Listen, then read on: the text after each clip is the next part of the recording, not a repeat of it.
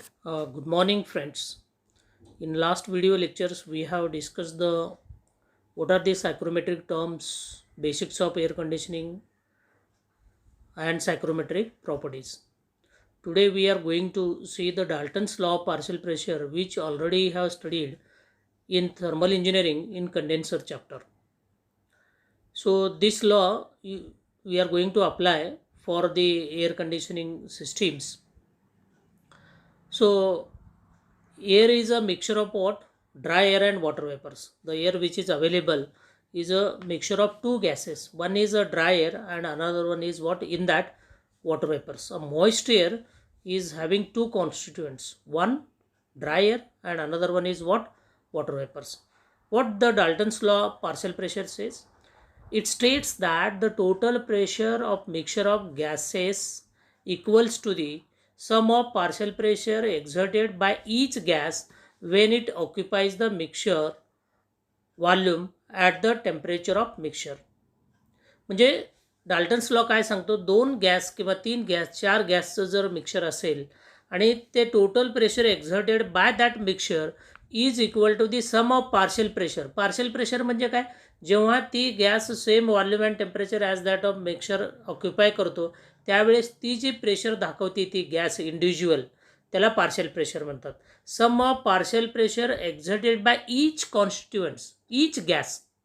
आता दोन गॅस घेतले तुम्ही ए अँड बी, तर partial pressure exerted by the gas A is P A, the partial pressure exerted by the gas B is P B. किंवा एक दोन म्हणलं तर pressure P one of gas A, pressure P two of gas B. Okay. Dalton's law काय म्हणतो? The total pressure exerted by the mixture P T is equal to the sum of partial pressure of gas A plus sum of partial pressure of gas B. म्हणजे according to the Dalton's law Pt equal to P1 plus P2. Total pressure exerted by the mixture is equal to P1 plus P2. So here you have to see the Dalton's law I had applied to this. There are two gases.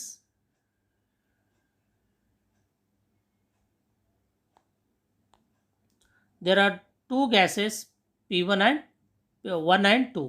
Or gas A and gas B.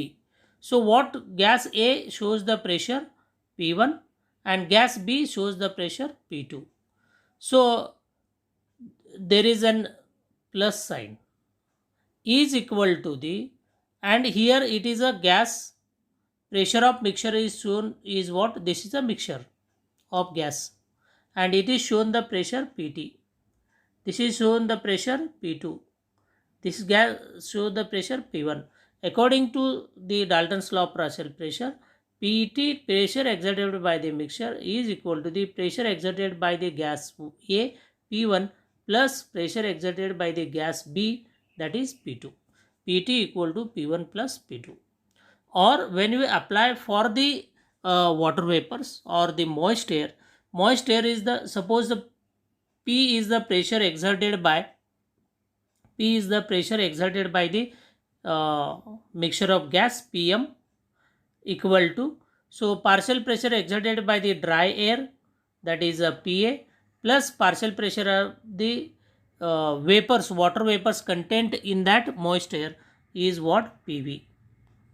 Are you getting? So what is pressure exerted by the moist air Pm is equal to the partial pressure exerted by the dry air Pa plus partial pressure exerted by the water vapors PEP. Are you getting? So this is all about how to apply this Dalton's law of partial pressure to the moist air. To the moist air. Okay. So now we are going to discuss the psychrometer. What is psychrometer? Psychrometer is a device or it is an equipment used to measure the dryable temperature and wettable temperature of air simultaneously. हवेचा जो ड्रायबल temperature आहे आणि वेटबल temperature आहे त्याचा एकत्रित एकदमच major करण्यासाठी जी device वापरतो आपण त्याला काय म्हणतो? Psychrometer. That is known as what? Psychrometer. Psychrometer is a device which is use to measure the dry bulb temperature and wet bulb temperature of air simultaneously. म्हणजे ते ड्रायबल टेम्परेचर पण दाखवतं आणि वेटेबल टेम्परेचर पण दाखवतो. So what are the types of psychrometers? There are 3 types of psychrometers. One is sling psychrometer. So another one is what? Laboratory psychrometer. And third one is what? Aspirating psychrometer. आता आपण हे with the construction we have to discuss sling psychrometer. Sling psychrometer is generally used to measure the dryable temperature and wettable temperature of the air on a frame. There two thermometers are fixed. One thermometer which mercury bulb, हा जो आहे एक thermometer आहे त्याचा mercury bulb बघा तो open आहे, आणि दुसरं थर्मोमीटर आहे त्याचं मर्क्युरी बल्ब काय झालेलं आहे इथं वेट क्लॉथनं गुंडाळलेलं आहे, म्हणजे त्यालाच विक पण म्हणतात, विक किंवा वेट क्लॉथ. आणि ज्याचा बल्बचा मर्क्युरीचा वेट क्लॉथ कवर केलेला आहे तो काय दाखवतो? वेटेबल टेम्परेचर दाखवतो. आणि ज्या मर्क्युरीचा बल्ब हे ओपन टू एअर आहे तो काय दाखवतो? ड्रायबल टेम्परेचर दाखवतो. म्हणजे या बोर्डावर दोन्ही तुमचे थर्मोमीटर्स माउंट केलेले आहे. एक ओपन टू एअर आहे मर्क्युरी बल्ब, एक मर्क्युरी बल्ब वेट क्लॉथ आहे आणि सेम एअरला एक्सपोज केलेला आहे. मग त्या सेम एअरचा हा सायक्रोमीटर मेजर्स ड्रायबल टेम्परेचर आणि वेटेबल टेम्परेचर काय आहे हे दाखवतो. या थर्मोमीटरवर तुम्हाला वेटेबल टेम्परेचर मिळेल, या थर्मोमीटरवर तुम्हाला ड्रायबल टेम्परेचर मिळेल. आणि इथे एक तुम्हाला हँडल दिलेलं आहे, हे हँडलच्या साहाय्यानं तुम्ही फिरवायचं आहे so that a moving stream of air, म्हणजे त्याच्यावरून हवा ते मूव्ह होऊ लागले त्या याच्याने it gives the correct reading. तो रोटेट करण्यासाठी एक हँडल दिलेला आहे. So this is known as what? Sling psychrometer. This is known as what? Sling psychrometer, which has the handle for rotation. This thermometer, dryable temperature and other thermometer is provided. Wet cloth measures the wettable temperature. Okay. आता आपण पुढचं बघूयात. So there is an sling psychrometer. There is a this is the same sling psychrometer. दुसरं जे आहे ते आहे इथं दाखवलेलं आहे तुम्हाला laboratory psychrometer. Second one is what? Laboratory psychrometer. It is a simple form. It consists of two thermometers, namely dryable temperature and wettable temperature on stand. It is generally hung on the wall. It is generally hung on the wall. म्हणजे same आहे. पहिल्या सिलिंगमध्ये handle लावलेले for rotation करण्यासाठी, आणि या thermometer हे भिंतीवर fix केलेलं आहे. लॅबॉरेटरीमध्ये भिंतीवर लावलेलं असतं किंवा कुठल्या इन्स्ट्रुमेंटला लावलेलं असतो, तिथल्या त्या प्लेसचा वेटेबल टेम्परेचर आणि ड्रायबल टेम्परेचर हे कंटिन्युअसली मॉनिटर करता येतं किंवा मोजता येतो. Are you getting? Of the surrounding air. It is generally used in laboratory, म्हणून याला लॅबॉरेटरी सायक्रोमीटर म्हणलेलं आहे. म्हणजे it is fixed on the wall in the laboratory. Okay. So now will see the third one is a aspirating psychrometer. Third one is what? Aspirating psychrometer. So this is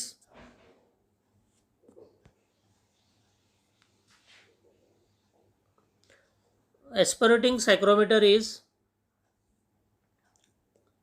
this. In aspirating psychrometer, a small blower is provided at the top for providing rapid motion of air over the thermometer bulbs. म्हणजे पहिल्या sling सायक्रोमीटरमध्ये एक stream of moving एअरसाठी आपण rotate केलं होतं, त्याला handle होता. Are you getting?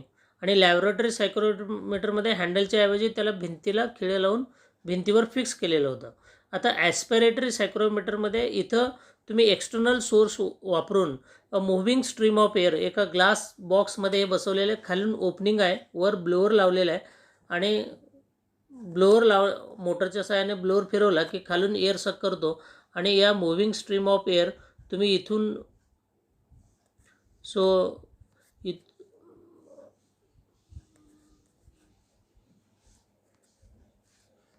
so moving stream of air when the pass over the at the bottom side. इथली हवा काढून घेतली, खालून हवा जाईल, म्हणजे या बल्बमधून हवा कंटिन्युअसली मूव्ह होईल.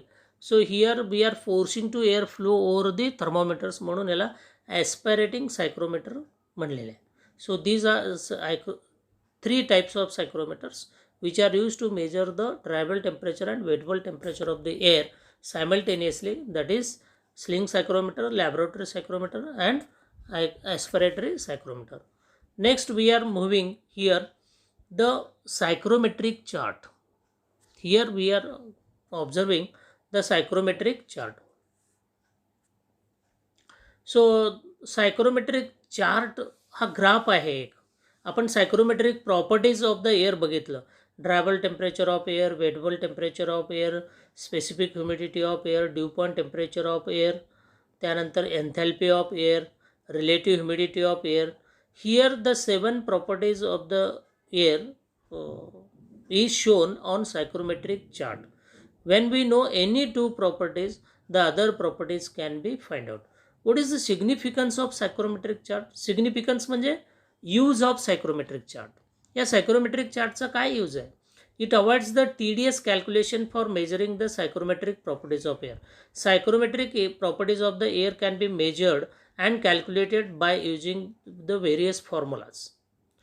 But if we know any 2 properties, with the help of this chart we can find easily the other properties with respect to those properties. कुठलेही 2 प्रॉपर्टीज माहीत असेल तर ते प्रॉपर्टीजच्या सहाय्यानं ते पॉईंट या चार्टवर लोकेट करा. with respect to that point you have to refer all other properties, which helps to know other properties easily and which avoids the tedious calculation. That is the use of psychrometric chart. आता इथं सायक्रोमेट्रिक चार्टमध्ये तुम्हाला काय काय properties आहेत ते बघूयात. म्हणजे साधारण थोडक्यात ड्रायबल टेम्परेचर आहे तो तुम्हाला दाखवतो इथं. ड्रायबल टेम्परेचर DBT आपण म्हणतो. It is in degree Celsius. It is in degree Celsius या ॲक्सिसवर दाखवलेला आहे. म्हणजे ऑन एक्स ॲक्सिस. आणि नेहमी कसं असतं 0 पासून राईट साईडला गेले की वाढत जातो. इथं उलटं आहे. म्हणजे इथून या साईडला इथं बघा इकडं मायनस आहे इथं, आणि जसं इकडं जाऊ ॲरो मार्क अशी आहे ते टेम्परेचर वाढत जातं. या ह्याच्यावर सगळे जे व्हर्टिकल लाईन्स तुम्हाला दिसतात, या ह्याच्यावर जे व्हर्टिकल लाईन्स दिसतात those are dry bulb temperature of line. Those are dry bulb temperature of humidity आहे. इकडं काय घेतलं आहे? Specific humidity. So that is what W. आणि इकडं काय घेतलेलं आहे? ड्रायबल टेम्परेचर. That is what DBT. म्हणजे सगळे हॉरिझॉन्टल लाईन जे दाखवतात, हॉरिझॉन्टल लाईन या ग्राफवर, आणि मेजर ऑन दिस कुठला ॲक्सिस आहे? Y axis. Shows the specific humidity. आणि त्याचं युनिट आहे kg per kg of dryer. kg of dry air त्याचं युनिट आहे kg per kg of dryer. Okay. So 2 properties झाले. इकडं व्हर्टिकल लाईन्स तुमचे काय आहेत? इथं DBT आणि इकडे स्पेसिफिक ह्युमिडिटी. याच पॉईंटमधून सपोज इथे एक पॉईंट घेतला बघा त्याने. याच पॉईंटमधून अशी जी लाईन गेलेली आहे तो दाखवतो तुमचा वेट बल्ब टेम्परेचर लाईन. इथं सगळे असे जे इन्क्लाइंड लाईन आहेत ते वेट बल्ब टेम्परेचर लाईन. आणि ही जी हॉरिझॉन्टल लाईन आहे स्पेसिफिक ह्युमिडिटी, ह्याला जर इकडे तुम्ही एक्सटेंड केलात, याला एक याला सॅच्युरेशन कर्व म्हणतात. हे एक कर्व आहे ना, सॅच्युरेशन कर्व. इथं रिलेटिव्ह ह्युमिडिटी तुमचं काय असतो? 100% असतं आणि डिग्री ऑफ सॅच्युरेशन असतं 1. असे सगळे याला जे असे लाईन्स आहेत ते सगळे लाईन्स रिलेटिव्ह ह्युमिडिटी बघा इथं लिहिलं. रिलेटिव्ह ह्युमिडिटी दाखवतात RH इन पर्सेंटेज. हा 100% झाला. म्हणजे maximum amount of water vapours असेल तर 100%, म्हणजे saturation point lies on this line. त्याच्या खाली असेल तर 90%, 95%, तुमच्या 80%, 60%, 70% असं रिलेटिव्ह ह्युमिडिटी या साईडनं खाली. म्हणजे हा जी लाईन आहे ही लाईन तो रिलेटिव्ह ह्युमिडिटी लाईन आहे. हा वेटेबल टेम्परेचर लाईन. हा इकडे तुमचं स्पेसिफिक ह्युमिडिटी. तेच जर इकडे ओढलं तर DPT. आणि हा जो लाईन आहे वेटेबल टेम्परेचर लाईन. इथं वेटेबल टेम्परेचर त्याला जर असं वर घेतलं तर या लाईनला जर असं वर घेतलं, इथे स्केल आहेत हे सगळे एन्थॅल्पी स्केल म्हणतात त्याला. एन्थॅल्पी. Okay. एन्थॅल्पी is what in kilojoule per kg. Again म्हणजे या ग्राफवर तुम्हाला एन्थॅल्पी मिळतो. हे सगळे जे असे ग्राफ्स दिसतात. आणि या वेटेबल टेम्परेचरला असं वाढवलं, इथं तुम्हाला वेटेबल टेम्परेचर पुढे घेतलं की तुम्हाला एन्थॅल्पी मिळतो. So this inclined line measures the wettable temperature extended on this graph gives the एन्थॅल्पी. Horizontal specific humidity, इकडे DPT, हा रिलेटिव्ह ह्युमिडिटी, हा ड्रायबल टेम्परेचर लाईन. म्हणजे अजून एक राहिला कुठला, इथे तुम्हाला लाईन्स दिसतात बघा, हा लाईन दिसतो, बरोबर आहे. परत इथे एक लाईन दिसतो. असे जे लाईन्स आहेत, this is known as what, specific volume lines. Those are known as specific volume lines, that is meter cube per kg. Metre cube per kg. Suppose हा मी एक पॉईंट घेतला, कुठलाही इथे तुम्हाला एक पॉईंट घेऊन दाखवतो. Suppose this point I had taken. So this is what my specific humidity दिलेलं आहे, तर हे मार्क केलं. ड्रायबल टेम्परेचर दिलं असेल तर जे काय आहे त्याला मी मार्क केलं, मला हा पॉईंट मिळाला. या पॉईंटमधून अशी लाईन काढलं तर काय मिळालं मला, इथे वेटेबल टेम्परेचर. पुढं घेतलं तर एन्थॅल्पी, इकडे घेतलं तर म्हणजे सरळ हॉरिझॉन्टल आणलं तर या सॅच्युरेशन लाईनवर इथं ड्यू पॉईंट टेम्परेचर. परत असं जे आहे ते रिलेटिव्ह ह्युमिडिटी, आणि अशी जी लाईन आली specific volume. So I can measure all other 5 parameters by locating the point on the graph. कुठलेही 2 पॉईंट्स असतील. सपोज मला रिलेटिव्ह ह्युमिडिटी माहीत आहे, relative humidity is 60% and dry bulb temperature is 30 degree Celsius. Relative humidity lines हे असे आहेत बघा, हे सगळे. मग रिलेटिव्ह ह्युमिडिटी लाईन 60%चं लाईन काढलं मी. ओके. ड्रायबल टेम्परेचर आहे माझं 30, काढलं. पॉईंट मिळालं मला. विथ दिस पॉईंट इकडे काय मिळेल मला, स्पेसिफिक ह्युमिडिटी. तेच हॉरिझॉन्टल ड्यू पॉईंट टेम्परेचर. अशी लाईन आहे ते काय मिळेल मला, वेटेबल टेम्परेचर. त्यालाच जर पुढे घेतलं या स्केलवर, एन्थॅल्पी. आणि अशी एक लाईन आहे specific volume. So I can major any other properties. Suppose 90% of relative humidity आहे आणि स्पेसिफिक ह्युमिडिटी दिलं आहे.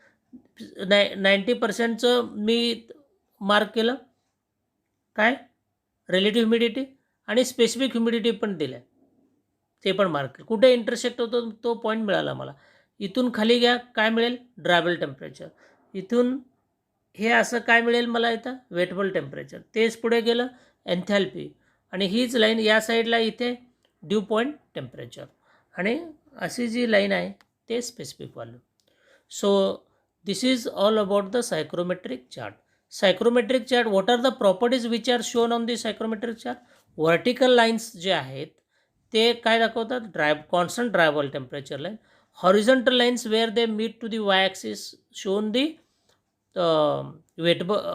specific humidity in kg per kg of air.